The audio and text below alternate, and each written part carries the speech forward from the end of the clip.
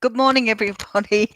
I'm well aware now that the camera actually picks up on you before and afterwards. So I sit here looking a little bit sort of dorky and silly beforehand. And yesterday I looked in a rush to take all my headphone and headset and everything off. So it was quite funny. I had no idea that it would be before and after. But anyway, we're learning. We're learning.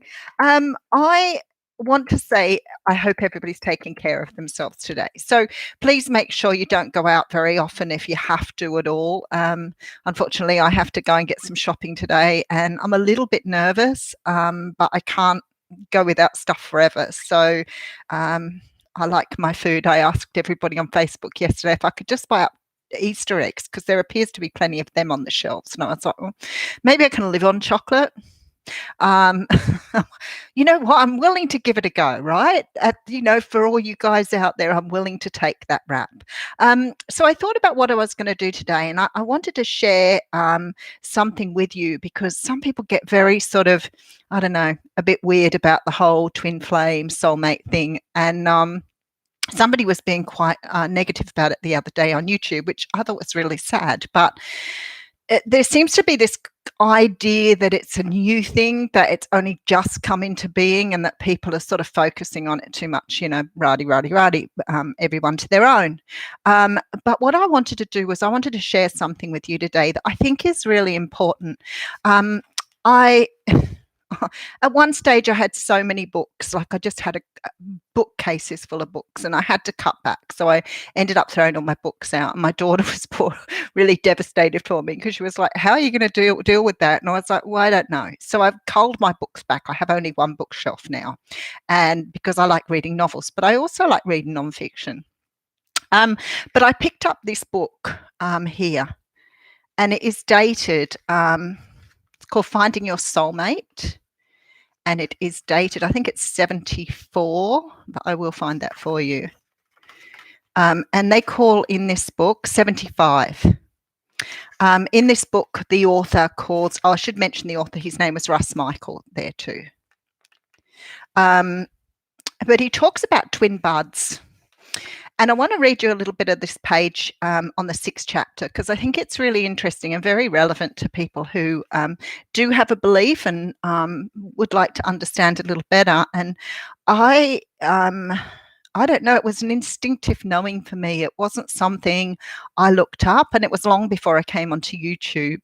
But there was always this instinctive knowing within me that, we're definitely connected to other people in a very strong way. So I'm going to read this, and it's called When Will You Meet Yours? And it says, how soon will you meet your soulmate? This question was always on my mind, and I imagine it is a vital point with you. I did not really meet my soulmate until I was consciously ready for our meeting. On spiritual levels, we are attracted to our own kind. And on this vein, our soulmate is attracted to us because he or she radiates the same magnetism or quality. Do you not think that's really interesting? Because I always talk about people vibrating on the same level. This attractive force will lead us to us or them at some time or space. Sometime in space. Now, there was another excerpt here where he talks about twin flames. He doesn't call them twin flames, though. He calls them twin. I'll see if I can find this other part on there. Just bear with me for a moment. Okay. So this is all about the importance of knowing who we are before we meet someone who's aligned with us. And he talks about knowing thyself, which was an adage attributed to the Greeks and goes way back. The Greeks merely rephrase the underlying truth that until we know our own substance and quality, it's impossible to really know the quality and substance in another. But it's very interesting. So this book is was written in 1975. So if you want to know more about it, I'm more than happy to share it with you. But I think it's so important to understand that this hasn't just come out of the blue. Quick hello to everybody, and I'm going to read something else. Good morning, Lenore. How are you? Hello, peace be the journey. Diane, how are you in Scotland? Hope you're all keeping well over there too. Wisconsin, Sherry, look after yourself. Take care.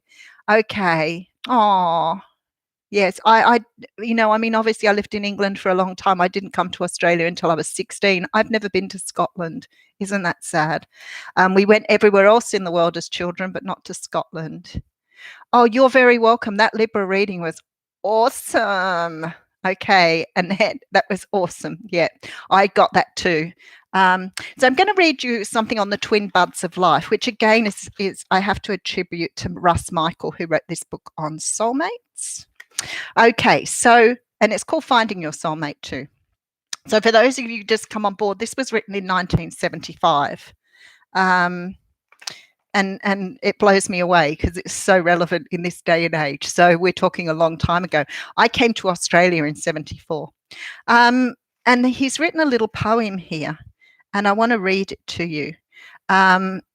It says, a single note swells, half-tone sounds. The echo flits through space and now returns ever marked in time. Two lives flower, two buds touch hearts. A dual stream of pure love ascends and merges with the shining point of fire overhead.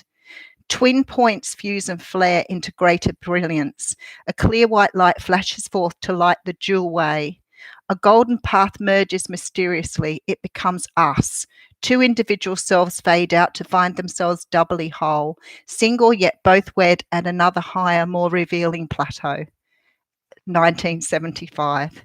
Have a wonderful day. You too, Robin. Have a wonderful day, and I'll see you all tomorrow. See ya.